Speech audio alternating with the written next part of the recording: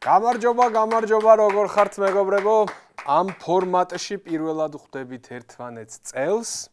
შესაბამისად, უჯარი მოდის ახალი მეოთხე სეზონი გახსნილად გამომიცხადებით. რატოა ეს მეოთხე სეზონი და არა მეხუთე, ან მესამე, ან მეექვსე არავინ იცის, არც მე. უბრალოდ რაღაც მომენტში ვთქვი, რომ პირველი სეზონი დასრულდა და დაიწყო მეორე, მერე ვთქვი, რომ მეორე დასრულდა, მესამე დაიწყო, ასე მოუწია მეოთხე სეზონი, რომელიც არაფერს არ ეფუძნება. თუმცა მეოთხე სეზონი, რადგან წელს ახალი წლის პირველ ეპიზოდს დაემთხვა, აწი უკვე მარტივია. წელს სულ მეოთხე სეზონი იქნება და გაისად დავიწყებ მეხუთეს. მორჩა. დავლა. აქედან აღარ ავირევი, უკვე პრინციპი ნაპოვნია, მთავარი რაც არის ფორმულა ვიპოვეთ. აქედან მორჩა. ძალიან საინტერესოდ დაიწყო წელი ქართულ საკლუბო ფეხბურთში. გასულ წლებში ბათუმის დინამოს ერთ-ერთი სპონსორი და საპატიო პრეზიდენტი თომას შუ ძებნილი ნარკობარონი აღმოჩნდა. ასე დაიწყო წელი ქართული საკლუბო ფეხბურთისთვის. ნარკობარონებშიც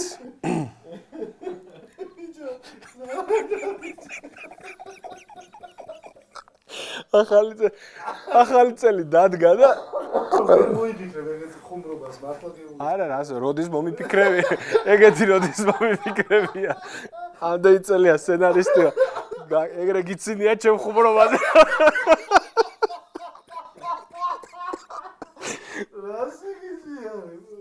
მე რაზე მტკივა გული იცი, რომ ნარკობარონებშიც რომ ბედი არა გვაქვს რა, რომ პაბლო ესკობარი რო შევიდა ფეხბურთში, აღორძინა კოლუმბიური საკლუბო ფეხბურთი. პირველად ისტორიაში კოლუმბიურმა კლუბმა მოიგო ლიბერტადორესის თასი. და ამან ფეხბურთელების გაუსტუმრებელი ხელფასები და FIFA-ს სატრანსფერო აკრძალვა დაგვიტოვა. ანუ ყველაფერს ხო თავის პლუს მინუს ხო უნდა გქონდეს, რომ ჯანდაბა შავი ფული მოვიდა, მაგრამ რაღაცა აღორძინდით, არა? ვალები დაგვრჩა. რა გახდა ამ ქვეყანაში 1-2 წესიერი კრიმინალი? რომ თან საქმეც გააკეთოს, აი რა გახდა? ცოტა უცნაური კაცი გამოდგა ეს ჩვენი შუ, საერთაშორისო ძებნაში რო ხარ, მიმალვაში რო ხარ და მარკეტინგულ კამპანიას იწყებ შენი ცნობადობის ასამაღლებლად, სახელმწიფო. მე რო ძებნილი ვიყო, ყველაფერს გავაკეთებდი, რომ არსად გამოვჩენილიყარ. ვერავის ვეცნე, მინიმუმ YouTube არხს არ გავაკეთებდი. მე ინტერპოლი მეძებს, გამოიწერეთ ჩემი არხი. ზარის ღილაკი ჩართეთ, ვიდეო დაალაიქეთ, მე მეძებს 3 სახელმწიფო. მართლა გამოიწერეთ უჯარიმოდ, ვიდეო დაალაიქეთ, ზარის ღილაკი ჩართეთ, გირდებით არავინ მეძებს მე. ჩემი გამოწერა არასოდეს შეგრცხვებათ. არა, მართლა ძალიან უცნაური кейსია, ტიპს რამდენიმე სახელმწიფო ეძებდა და ეს დამალვის ნაცვლად პოპულარობას იხვეჭდა. საფეხბურთო კლუბის სპონსორი გახდა, სავსე გადაჭედილი სტადიონის წინაშე გამოვიდა, დინამოს მაისური გადასცეს სამახსოვროდ, კლუბის საპატიო პრეზიდენტი გახდა, ცეკვავენ ვარსკვლავები მოიგო. ანუ ტიპი ფულს ხარჯავდა, რომ გვეცნო რა. შეიძლება ტერმინი პრეზიდენტი, საპატიო პრეზიდენტი გაიგო არასწორად ამ ტერმინის მნიშვნელობა. თანამდებობას თუ მოიპოვებ, გეპატიება ყველაფერიო, ეგ ეგონა საპატიო პრეზიდენტობა რა. ანუ საპატიო პრეზიდენტი გახდი, მორჩა რა, ჩამოგეწერა ყველაფერი. შეიძლება მოატყუეს.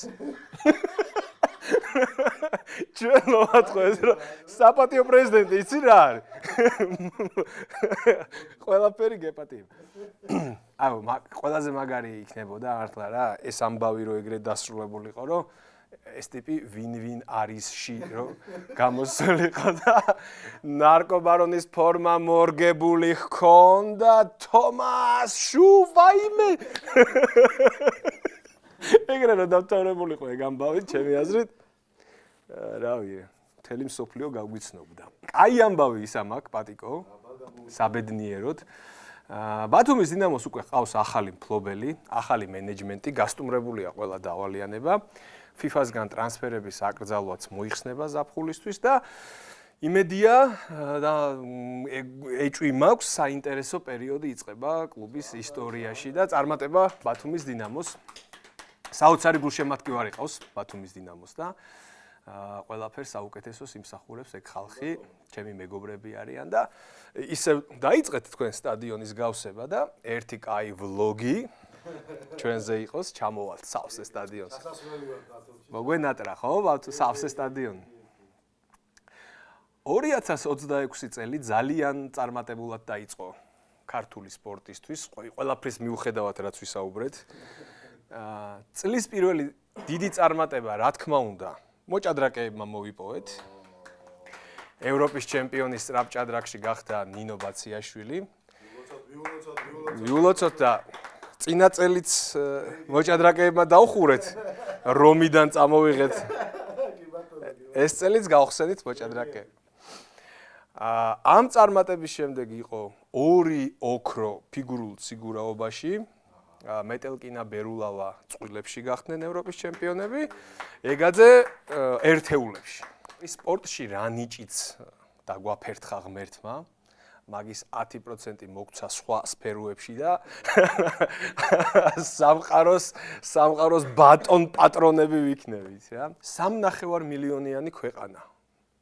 მხოლოდ იანვარში მონაწილეობდა წყალბურთის ხელბურთის და ფუტზალის ევროპის ჩემპიონატზე.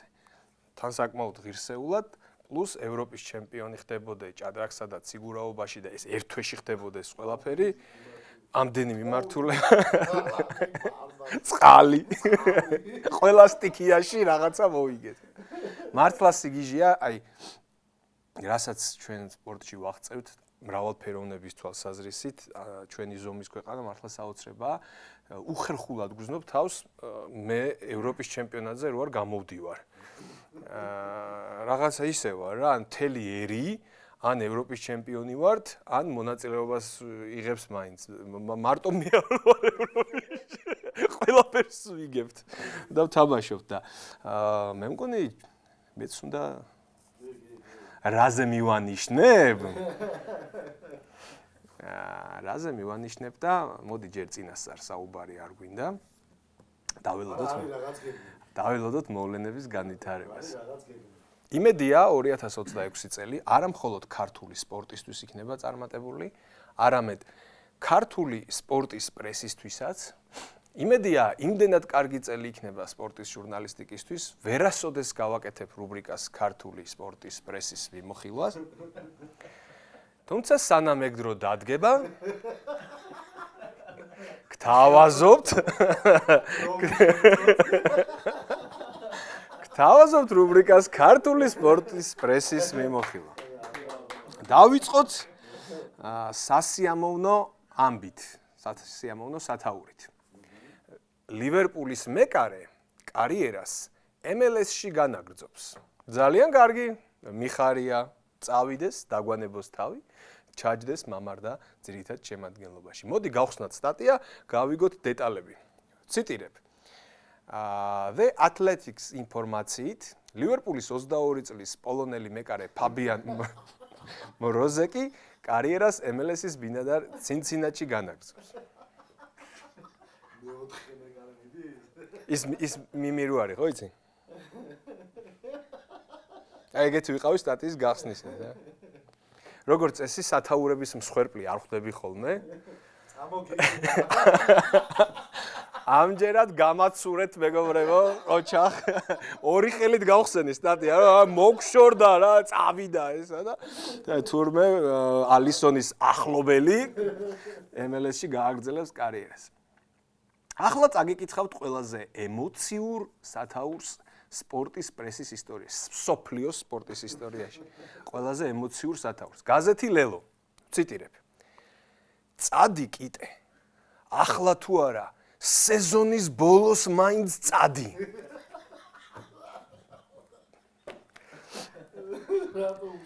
მესმის რომ ჩვენი სპორტსმენებისთვის ყოველთვის საუკეთესო გვინდა და დაე ბარსა რეალის ყველა ფეხბურთელი იყოს ქართველი.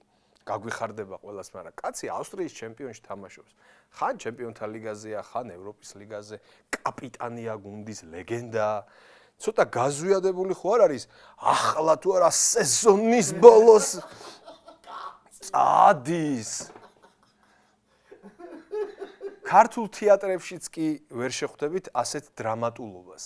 სათამაშო შტურმში იმედია შტურმის არც მწვრთნელი, არც პრეზიდენტი, არც დარაჯი, არავინ არ ეცნობა ქართულ სპორტის პრესას. წარმოიდგინეთ, შტურმის პრეზიდენტთან ასისტენტში აქვს გაზეთი. ეგეთი სცენა წარმოიდგინეთ. გამარჯობა. ეს არის უძველესი ქართული გაზეთი სპორტის შესახებ, რომელიც 1934 წლიდან გამოდის. ჩვენს კაპიტანზე წერია სტატია. რა წერია? წადი გთხოვ. Please, ახლა თუ არა სეზონის ბოლოს მაინც წადი. შენს გუნდზე რო კითხულობ ამ სტატიას. წარმოიდგინე, კაი გუნდი, ავსტრიის ჩემპიონი ხარ. რავია. ლიგაზე თუ არ გახვალ, ის წელი ცუდად ითვლება რა, ჩემპიონთა ლიგის ძირითად ეტაპზე თუ არ ხარ და ამ დროს ვიღაცები სტატიებს წერენ, რომ შემდეგი სათაური. ძალიან ესეთი, რამდენი ხანი ამ რუბრიკას ვაკეთებ, ესეთი უცნაური რამე არ მინახავს. ბოვე, რომელმაც გულის შეტევა გადაიტანა, ჩაკვეტაძის თანაგუნდელი გახდა. ფეხბურთელი ბოვე, რომელმაც გულის შეტევა გადაიტანა. ესეთი რაღაცა, რომ სამედიცინო ისტორია სათაურში იყოს ადამიანის მოცემული რაღაცა, არასოდეს შემოხვედრია. იმედია, უოტფორდის მწვრთნელი არასოდეს გახდება მაგალითად დარენ ფლეტჩერი და სპორტალ-ჯის არ მოუწევს დაწეროს, რომ დარენ ფლეტჩერი, რომელსაც ქრონიკული შეკრულობა აწუხებს, უოტფორდს გაწვრთნის რა. ხო, ეს სტილი თუ შეინარჩუნეს, ძალიან ბევრი უხერხული სტატიის დაწერა მოუწევთ რა, იმიტომ რომ მაგალითად ფლეტჩერს ერთი პერიოდი რაღაც კარიერა დაამთავრა იმის გამო, რომ რაღაცა მონელების პრობლემა ჰქონდა, კოლიტი მწვავე რა. სათაურში რომ ამ ყველაფრის გამოტანა მგონია რომ ხო, მაგრამ ესე მიდგომა ძალიან საინტერესოა და ჩვენ დავაკვირდებით. სადამდე მივალთ. ბრუციანი ედგარ დავიდს.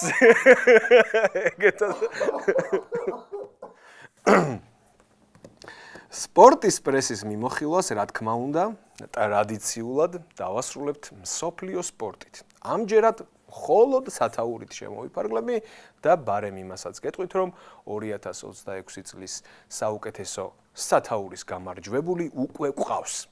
ჯერ იანვარია, წინ კიდევ 11 თვეა, მაგრამ ახლავე გეუბნებით, რომ 2026 წლის საუკეთესო სათაური უკვე გამოვლენილია. მოემზადეთ. სათაური. ნეკა დოროყაშვილი გააქტიურდა. სპორტული პრესა. ისეთი რო დაფიქრდე გენიალურობა რაშია, იცი? 100% ზუსტად გამოხატავს იმ ამბავს, რაც ხდება რა. ანუ აფერი არ ხდება. უბრალოდ გააქტიურდა რა, პონტი რა. მეტი არაფერი არ მოხავს. ვერაფერს ვერ დაწერ სხვა სათაურში რა, რო დაფიქრდე რა, რა უნდა თქვა. დღეისთვის სულ ეს იყო.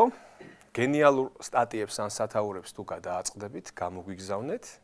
დაგვემატეთ Facebook ჯგუფში უჯარი მოდ მეგობრები და იქ ჩააგდეთ ხოლმე, ან Facebook გვერდზე მოგწერეთ.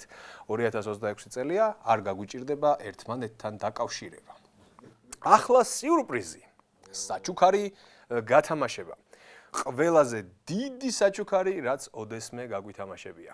ყველაზე დიდი როგორც პირდაპირი, ასევე გადატანითი მნიშვნელობით. ჩვენი არხის გამომწერება და მეგობრებმა არგენტინიდან ჩამოგვიტანეს ეს მაისური გასათამაშებლად. აქედანვე გეტყვით, რომ ჩარჩოში ჩასვლა მე არ მithოვია. მე არაფერ შუაში ვარ. თუ ჩაცმა მოგინდებათ, შეგიძლიათ ამოიღოთ და ჩაიცვათ, ვინც მოიგებთ. ეს არის ინდეპენდიენტე როსარიოს თამაშზე ნაყიდი, ოფიციალური. ოპა. აგერ წერია მატჩი 16 ნოემბერი 2025. ანგარიში მოიგო ინდეპენდიენტემ 1-0. ორიგინალი მაისური. ხო და დიდი სიამოვნებით გავათამაშებ ამ საჩუქარს, იმიტომ რომ არც მეტევა. თან კაი საჩუქარია. ვინც ხართ სამხრეთ ამერიკული ფეხბურთის გულშემატკივრები, ყველამ დააკომენტარეთ და რენდომაიზერით გამოვავლენთ გამარჯვებულს როგორც ყოველთვის. ოკეანე გადმოლახა ამ მაისურმა და ჩამოვიდა ჩვენამდე რა. მოკლედ მეგობრებო, დაწერეთ კომენტარებში რაც გაგიხარდებათ და გამარჯვებულს პატიკო მოგიტანთ ამას სახლში, იმიტომ ძიმია თქვენ აღარ შეგაწუხებთ. ხო და კიდე რამე ხო არ მავიწყდება? არაფერიც არ მავიწყდება. არხი გამოიწერეთ, ვიდეო დაალაიქეთ, ზარიზღილაკით ჩართეთ და მალე ისევ შევხვდებით ერთმანეთს. ასეთი კაი საჩუქარი აღარ გვექნება, მაგრამ იმედია ჩვენი ურთიერთობა ესეთ საჩუქრებზე და ესეთ მატერიალურ რაღაცებზე არ არის დაფუძნებული. დროებით.